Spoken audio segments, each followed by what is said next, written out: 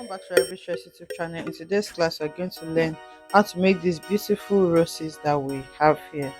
Okay, so these are just fabric roses. I made it with my beaded lace as well as my organza fabric.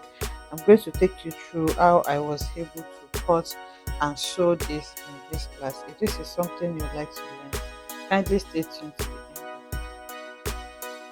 For the flower, the first thing you're going to need is a base. So I'm just going to show you with, because I'm using with a Duchess fabric and it's slippery. So for your base, you're going to just get a circular object, okay, or you can do it yourself.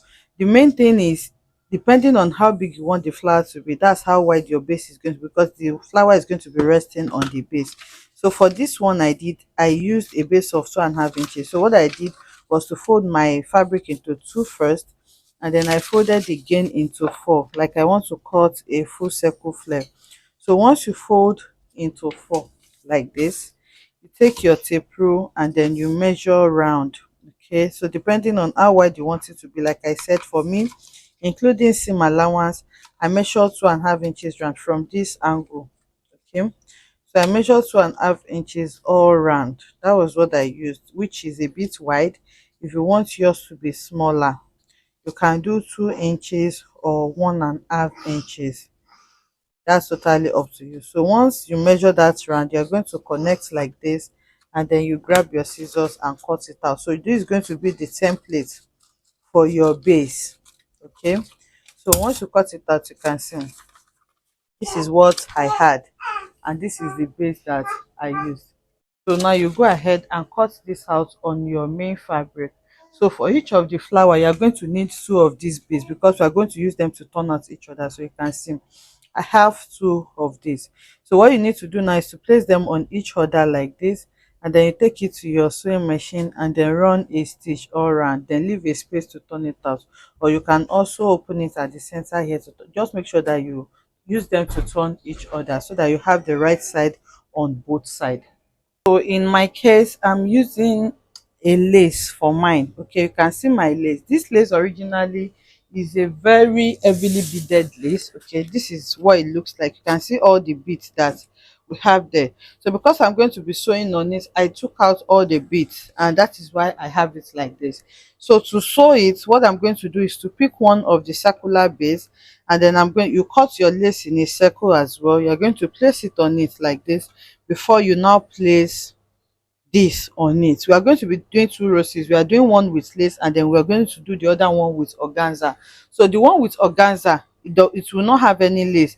I'll just place it on each other. You can see I have sewn this round, and then I left out this small space to turn it out. So once you turn it out, you can top stitch on it, and if you can iron, you can just iron it and then use hemming gum to close this part. Whichever one you want to work with is fine. But for the one with lace, you are going to place your lace in between like this. Okay, so that when you turn it out, the lace is going to also show on the right side. Okay, you can see I've gone ahead to turn it, and then I top stitched on it. So this is what it looks like. So this is what the base looks like, and this is for the one that has lace on it. You can see the lace. This does not have lace, so the flower is going to be organza. So for the one with lace, I'm going to be using the same Duchess as lining, and then I'm going to cut out the lace. So the lace is beaded, so the side that I'm going to sew, you can see I've taken out the beads on those sides that I will be sewing. So what I'm going to do now is to place it on each other, and the measurement I'm using for this is four. This is 5 inches. Okay, 5 inches by around 20 inches. This is because the flower is going to be standing, so I'm not going to be gathering it. Okay, this is 25 inches. I'm not going to be gathering it, because once you gather it, it's going to open up like this. I want it to stand. So now I'm going to take it to the sewing machine, so that the other side, if you have a serger, you can just place it like this and then weave this side. If you don't, you can just fold like this, and then you're going to run a stitch and turn from this other side. So once you turn, you close that other side as well. So I'm going to place it like this and then run a stitch from here, and then I'm going to stitch it close. So I'm going to do the same thing for the organza, but for the organza, this has structure, it has weight, so it can still work. For the organza, I made it more. I did not use 25 inches length. The width is still the same 5 inches, but for the organza I use the 60 inches length of the organza. That's because I want it to be a little fluffy. So to maintain that standing effect that I want, the first layer of the organza, I'm not going to pleat it. I'm going to sew it round. You still see this when we are sewing. So for the first layer of the organza, I'm just going to sew it. Then after creating the first layer, that's when I'll start pleating. So I'll take it to the sewing machine now, and then I'm going to sew it. So for the organza too, I'm going to fold it like this. I will sew here and then sew this place close so that I can easily turn it out. I've gone ahead to turn it, you can see. So this is the one with lace, and this is the organza. They are all neatly turned now.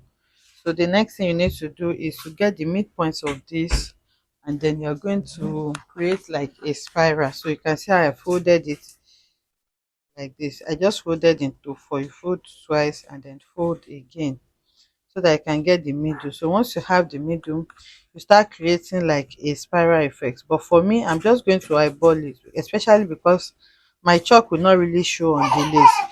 But I just want you to see how I'm going to sew it. So you can see that I'm just creating like a spiral design around it. So that is exactly the lines that you're going to be sewing on. We are just going to take it to the sewing machine and sew it. But for the lace, it's quite easy because we are not going to be pleating anything. We are just going to sew it exactly the way it is. But for the organza, the first layer, that's the outermost layer here, we are going to sew it straight. But once we cover up the outermost layer, the inner ones, I'm going to be pleating it so that it can be a little fuller. So now I'll take you to the sewing machine. When I sew, you can start sewing from the inside, but I prefer to sew from the outside like this. So I'll just place it on my sewing machine like this. You can see that the part where I'm going to sew on is already cleared. There is no bead there. So you just place it like this, and then I'm going to go ahead and then sew all around. So I'll take it to the sewing machine now, and then you just watch me sew around it. Just make sure, just note that for this one there will be no pleating. I'm just going to sew. Okay, for the other one, the outer side, the one that is going to be like the first layer, I'm going to also sew it without pleating. And then once I go to the second layers like this, I will start pleating it.